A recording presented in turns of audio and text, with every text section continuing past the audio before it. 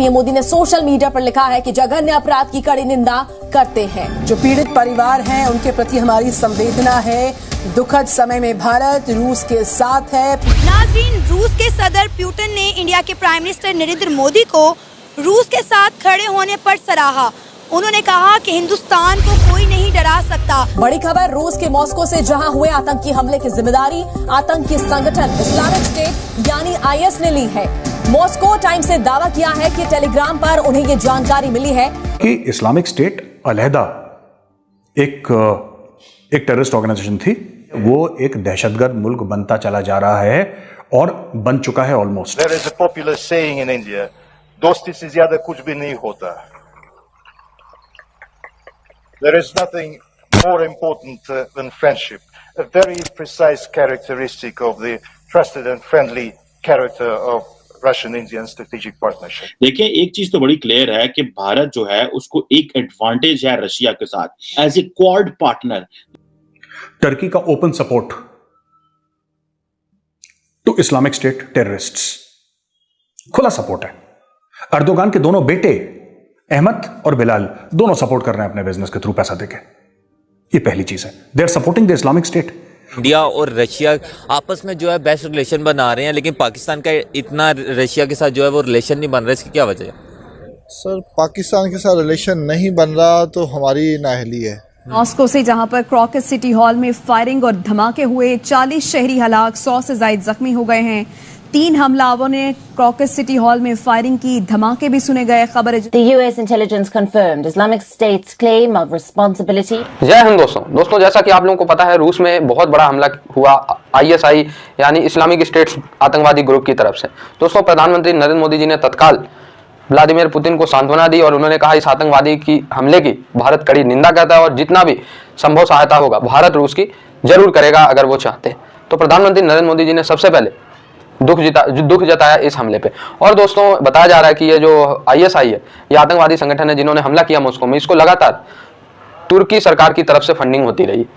जो रजब तैयब अर्दोगन है उनकी तरफ से ISI इस्लामिक स्टेट्स ग्रुप को फंडिंग होती रहती है। और दोस्तों, रूसी पत्रकार ये भी दावा कर रहे हैं कि जो हथियार प्रयोग किए गए हैं उसमें से कुछ हिस्से पाकिस्तान के अभी कंफर्म नहीं हुए, अगर कंफर्म होगा तो मीडिया पे आ जाएगा। तो दोस्तों, आप लोग ये नोटिस कर सकते हैं कि जो आतंकवादी हमले हो रहे हैं वो कौन कर रहा है। दोस्तों, टू बी वेरी ऑनेस्ट, कई मुस्लिम भाइयों को बुरा लगे, लेकिन पिछले 10 सालों में जितने भी 100% आतंकवादी हमले सिर्फ और सिर्फ मुस्लिम समूह के द्वारा किए गए, उसमें मुस्लिम ही इन्वॉल्व होता है। कोई कहता है कि आतंकवाद का कोई जात और मजहब, कोई धर्म नहीं होता, मैं भी कहता हूँ कोई नहीं होता है, लेकिन ये सब क्या आप लोगों के सामने। और चाइना में आतंकवाद 0 क्यों है?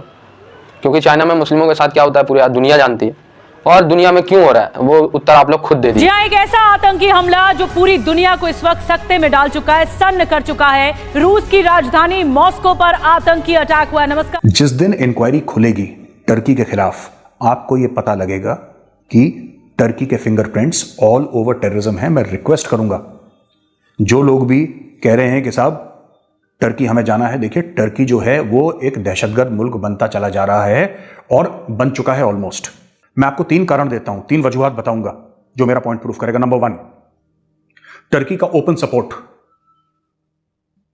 टू इस्लामिक स्टेट टेररिस्ट्स, खुला सपोर्ट है।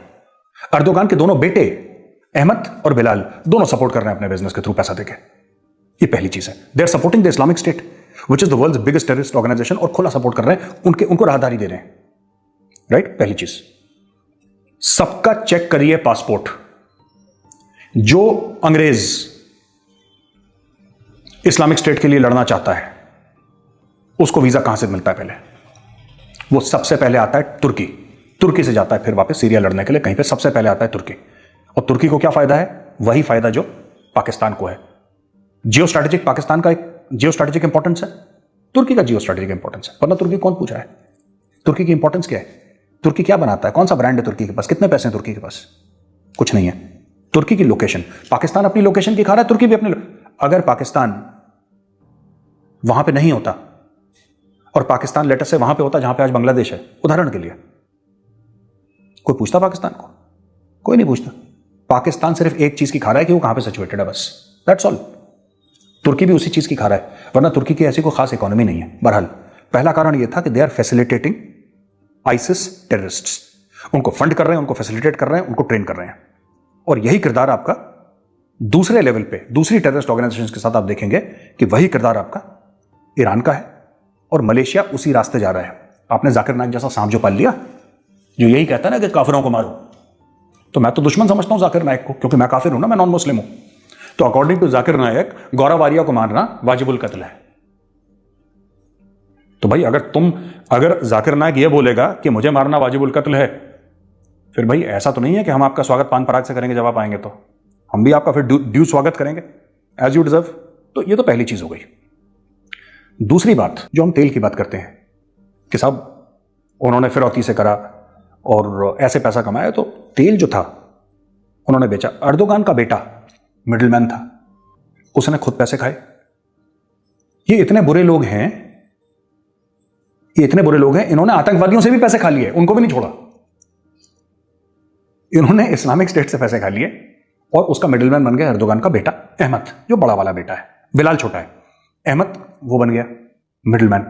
दूसरा पॉइंट इन्होंने ये करा कि किस तरीके से इन्होंने आईसिस को फैसिलिटेट करा। उन्होंने कहा कि मगरिबी दबाव के बावजूद भी इंडिया ने रूस के साथ ताल्लुकात बहाल रखे, जो वक्त के साथ साथ मजीद गहरे हो रहे हैं, और ये सब इंडिया के प्राइम मिनिस्टर नरेंद्र मोदी की वजह से मुमकिन है। कि रूस के सदर पुतिन ने इंडिया के प्राइम मिनिस्टर नरेंद्र मोदी को सल्यूट किया है, उनकी तारीफ करते हुए कहा है कि इंडिया के प्राइम मिनिस्टर नरेंद्र मोदी को इंडिया को कोई नहीं डरा सकता। मगरबी दबाव के बावजूद इंडिया ने रूस के साथ ताल्लुकात बनाए और ये सब नरेंद्र मोदी की वजह से मुमकिन है।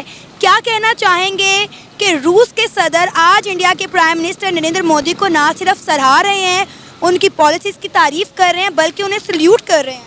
नहीं, मेरा ख्याल है कि इंडिया का ये हक भी बनता है और हमें इस पर एतराज़ भी नहीं करना चाहिए, क्योंकि सबसे पहले तो हमें ये देखना चाहिए कि इंडिया और पाकिस्तान में अगर वो इंडिया को तरजीह दे रहे हैं तो वो तरजीह क्यों दे रहे हैं।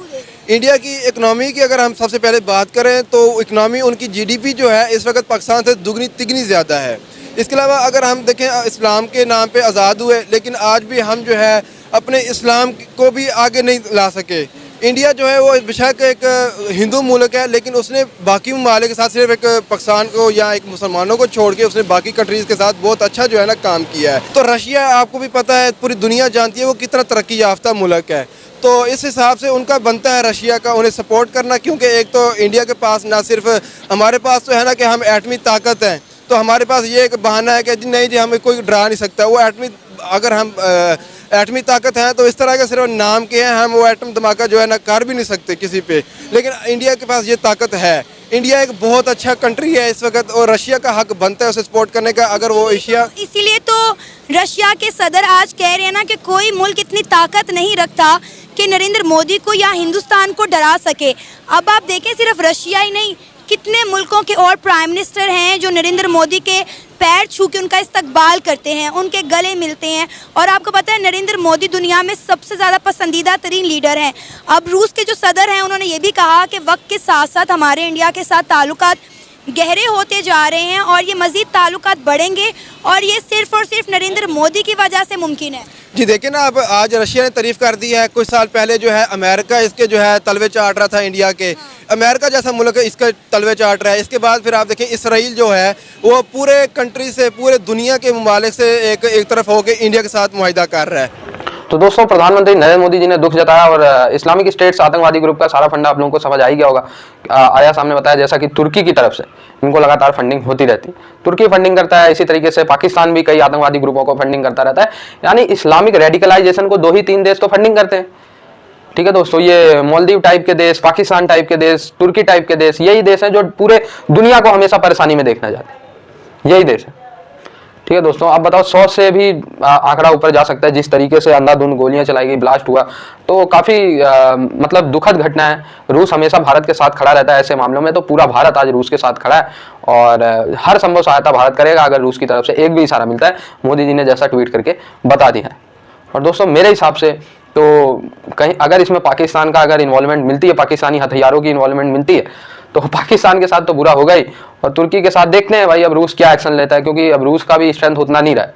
रूस लगातार यूक्रेन युद्ध में फंसा हुआ है, तो समहाउ कितना भी अगर आप कह लें स्ट्रेंथ तो कम हो ही गई है। लेकिन हाँ, इतनी भी कम नहीं हुई है कोई इनको सजा ना दे सके, सजा जरूर देगा। लेकिन इसी से आप लोग समझ सकते हैं कि इस्लामिक देशों के पास खाने के तो पैसे नहीं है, लेकिन आतंकवादियों को फंडिंग करने के पैसे। ISI ग्रुप अगर इनको पैसे ही ना मिले इस्लामिक स्टेट आतंकवादी संगठन को, तो ये कहाँ से ये सब ऑर्गेनाइज करेंगे। लेकिन इनको पैसे मिल रहे हैं, पाकिस्तान, तुर्की इनसे जैसे देश दे रहे हैं, तो आतंकवादी हमले हो रहे हैं। अब वही वाली बात है कि आतंकवाद का कोई धर्म मजहब तो नहीं होता, लेकिन ये क्या है, पिछले 20 सालों में अगर आप उठा के देखेंगे तो 99% हमले सिर्फ मुस्लिम ही इन्वॉल्व होते हैं आतंकवादी, अगर उनका मजहब चेक किया जाता है तो आप ही लोग कमेंट करके बताइए क्या फंडा है, क्या सच में, अब इस पर सवाल उठ रहा है, क्या सच में आतंकवाद का कोई मजहब नहीं होता। कुछ ना कुछ तो जरूर है। आई होप ये वीडियो आपको अच्छा लगा हो, जुड़े रहे ऐसी वीडियोस के लिए। तब तक के लिए